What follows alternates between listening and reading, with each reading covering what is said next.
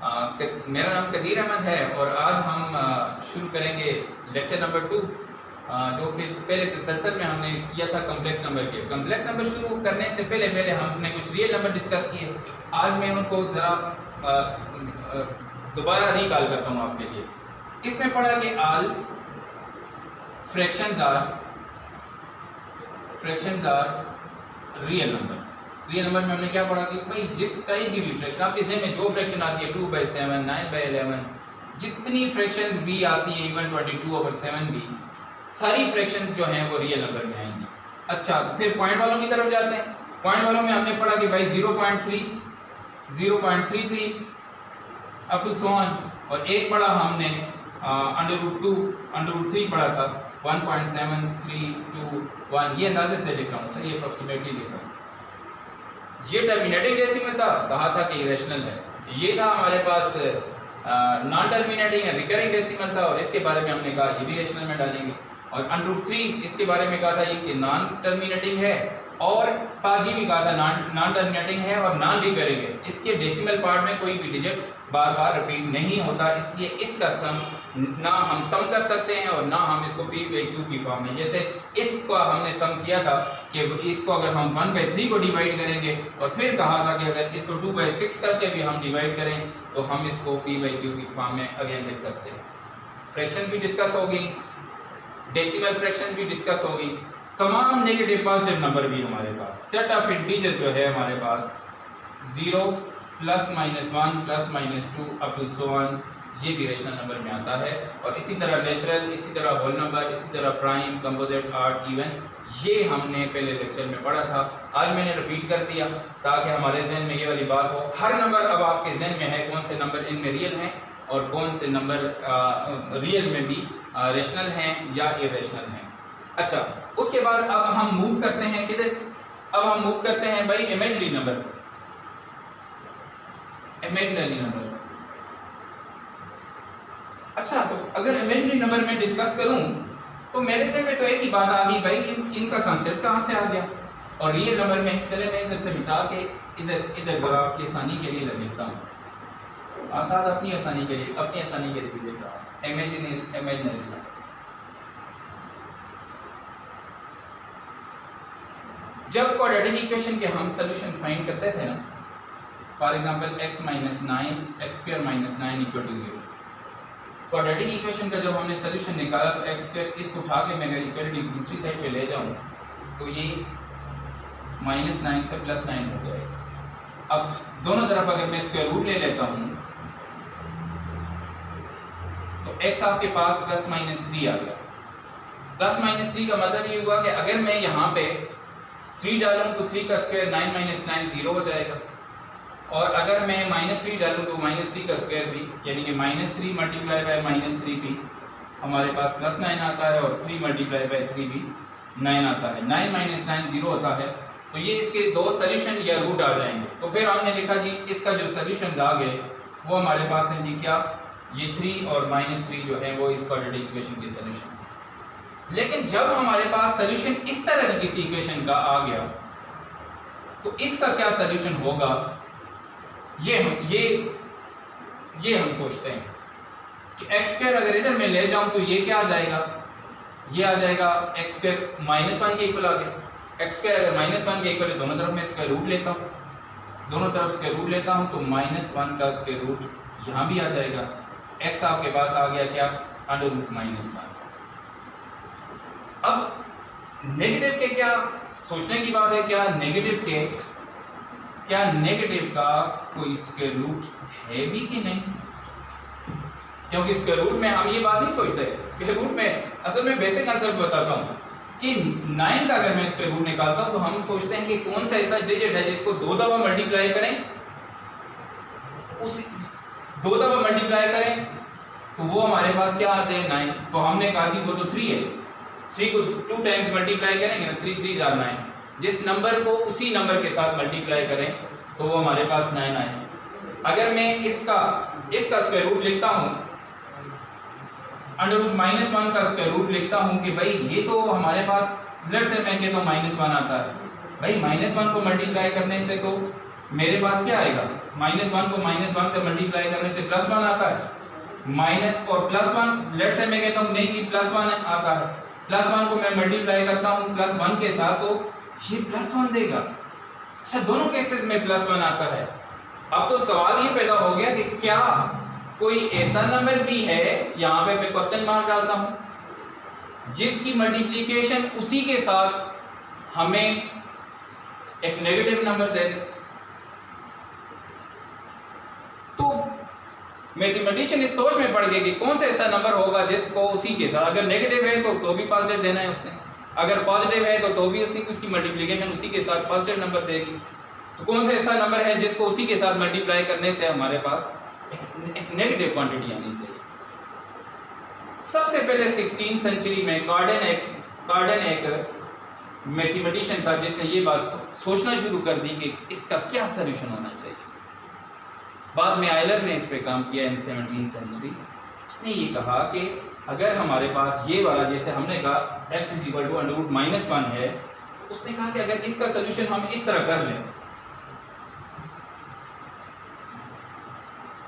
-1 है, अब इसको लिख लें, इसको मैं लिख सकता हूँ √-1 को 1-1 अगर मैं मल्टीप्लाई करूँ तो हमने को ये मल्टीप्लिकेशन में ये वाली प्रॉपर्टी पड़ी हुई है भाई कि ये √a और √b अलग किए जा सकते हैं, यानी कि √a × b हों तो उसको अलग अलग √a × √b लिखा जा सकता है। उन्होंने आयलर ने ये कहा कि भाई इसको √1 ही रहने दो और इसको आप ऐसा करो √1 का स्क्वायर रूट तो 1 आ जाएगा। इसकी जगह उसने एक लेटर i इस्तेमाल किया जिसको हम आयोटा पढ़ते हैं, आयोटा।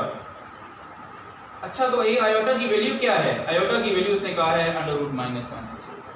अब इस √-1 की जगह अगर हम डालें, इस √-1 की जगह अगर हम यहाँ पे i लिखते हैं तो इसका सोल्यूशन 1 आयोटा होगा। अब इसी बात को मैं वापस ऊपर ले जाता हूँ। अब दोबारा सोचें, 1 × आयोटा और 1 × आयोटा हमें क्या देगा? अब आयोटा की वैल्यू हमने अभी डिस्कस की, आयोटा की वैल्यू है जी √-1 जो है वो आयोटा के बराबर है या i के बराबर है। आयोटा का स्क्वायर किसके बराबर होगा? आयोटा का स्क्वायर -1 के बराबर। अच्छा बाकी इसकी पावर सॉल्व करने के लिए मैं यहाँ पे ये वाला कंसेप्ट क्लियर कर दूँ, फिर मैं इसकी पावर भी आपको सॉल्व करवा दूँगा कैसे हम आयोटा की पावर को सॉल्व करते हैं।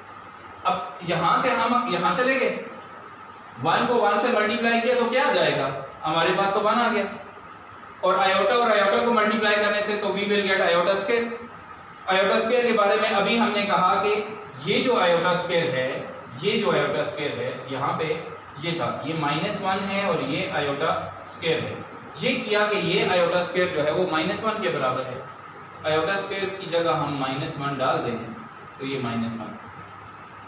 यस, हम इस चीज़ में कामयाब हो गए कि भाई हाँ, इस किस्म की जो क्वाड्रेटिक इक्वेशंस हैं इनके सोल्यूशन पे आप एग्जिस्ट करेंगे, बट जो सोल्यूशंस होंगे वो रियल कभी नहीं होंगे, इनके सोल्यूशंस जो होंगे वो हमेशा इमेजिनरी होंगे।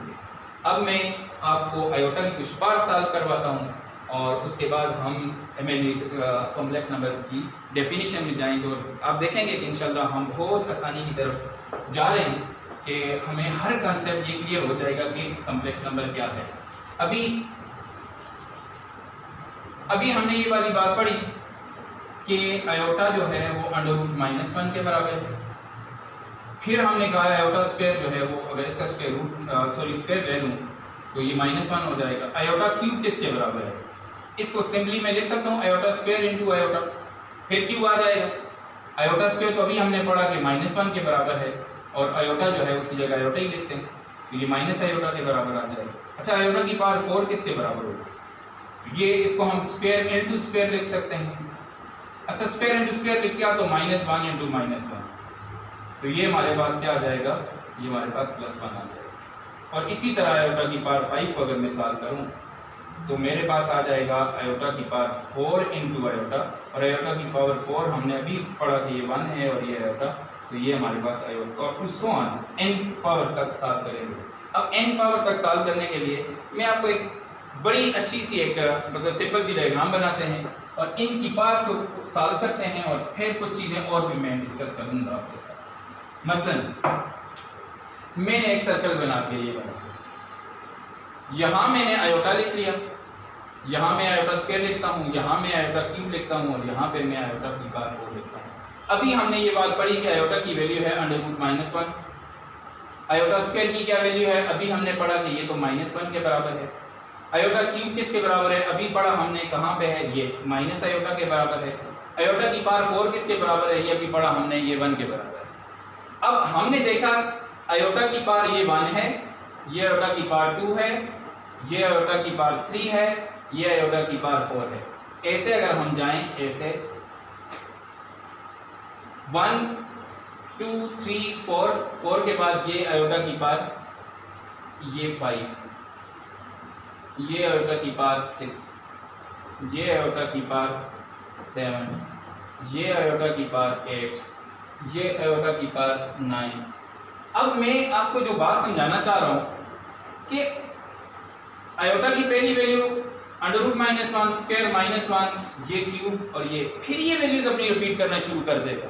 वैल्यूज कैसे रिपीट करेगा, 5 पे फिर आयोटा देगा, 6 पावर पे फिर -1 देगा, 7 पावर पे फिर माइनस आयोटा देगा, 8 पावर पे फिर 1 देगा, 9 पे फिर आयोटा होगा, इसी तरह 10 पे फिर यही वाली वैल्यू आएगी, 11 पे फिर यही वाली वैल्यू आएगी, 10 पे यही वाली वैल्यू आ जाएगी, इसी तरह ये रिपीट होता जाएगा। अब आप देखें, कुछ में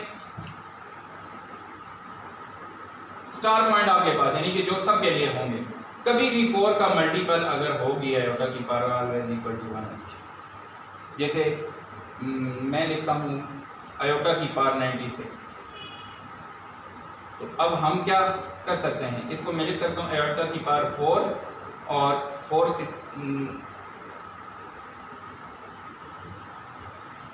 96 को हम ऐसा करें 4 पे डिवाइड कर लें, 2 4 are 8 और ये आ जाएगा 16, हाँ 24। आयोटा की पावर हम यहाँ पे 24 लिखते हैं।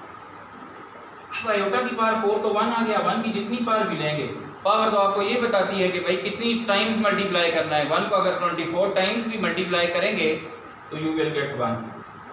तो इसका मतलब ये हुआ कि 4 की जो पावर भी होगी वो ऑलवेज इक्वल टू 1 होगी।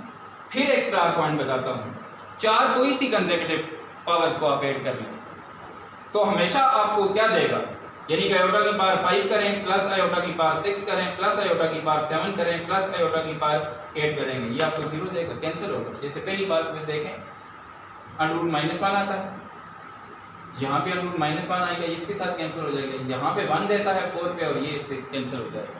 इसका मतलब ये हुआ कि कोई सी भी 4 कंसेक्यूटिव पावर्स को जब हम ऐड करेंगे वो हमें क्या देगा, वो हमें 0 देगा। और 4 आयोटा की पावर 4 का कोई भी मल्टीपल होगी वो ऑलवेज इक्वल टू 1 देगी।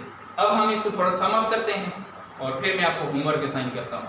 सम अप ये है कि हमने ये पढ़ा कि भाई क्वाड्रेटिक इक्वेशन जो हैं कुछ का तो रियल सोल्यूशन एग्जिस्ट करता है और कुछ इक्वेशंस ऐसी हैं जिनका रियल सोल्यूशन एग्जिस्ट नहीं करता, उनके लिए फिर उनका जो सोल्यूशन होगा वो इमेजिनरी होगा। और ये इमेजिनरी यूनिट इमेजिनरी नंबर जो है 1√-1 के बराबर है।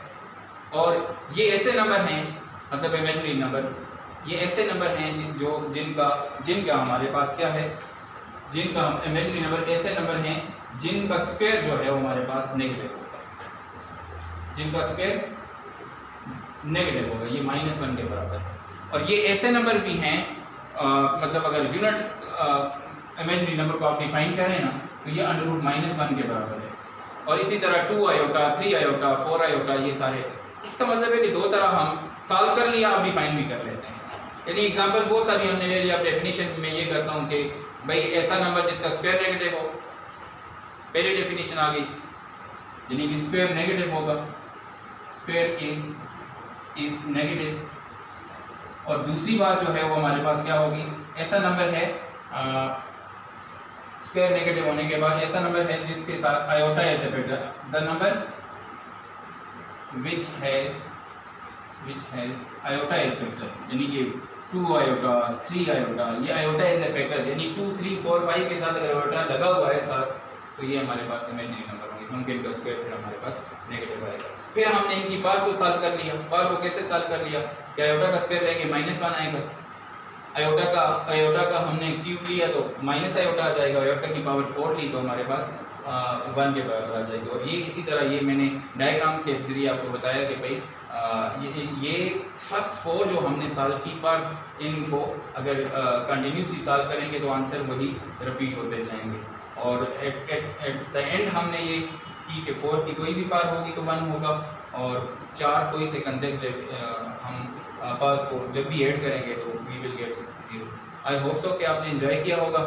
और अब आपके लिए क्वेश्चन ये हैं कि आपने ये आपकी बुक में भी आयोटा की पार 98 को आप सॉल्व करेंगे। और पहला क्वेश्चन, दूसरा क्वेश्चन आपके पास इसी का ये है कि आयोटा की पार अगर 120 है तो क्या आंसर आएगा। और फिर आपने एक ये करना है कि कोई सी 4 कंसेप्टिव पावर यानी power 16 plus power 17 plus power 18 plus power 19 इनको 0 प्रूव करना है। कोई भी क्वेश्चन हो तो कमेंट में ज़रूर क्वेश्चन कीजिएगा, इंशाल्लाह रिप्लाई करेंगे। अब हमारा काम ये समझना कि अब हम कम्प्लेक्स नंबर को ऑलमोस्ट समझ गए कि हमने कम्प्लेक्स नंबर को कैसे डिफ़ाइन करना है, और चूँकि इसके लिए इमेजनरी और रियल का कंसेप्ट होना ज़रूरी था। इंशाल्लाह हम कम्प्लेक्स नंबर से स्टार्ट करेंगे नेक्स्ट लेक्चर में। बहुत शुक्रिया, अस्सलाम वालेकुम।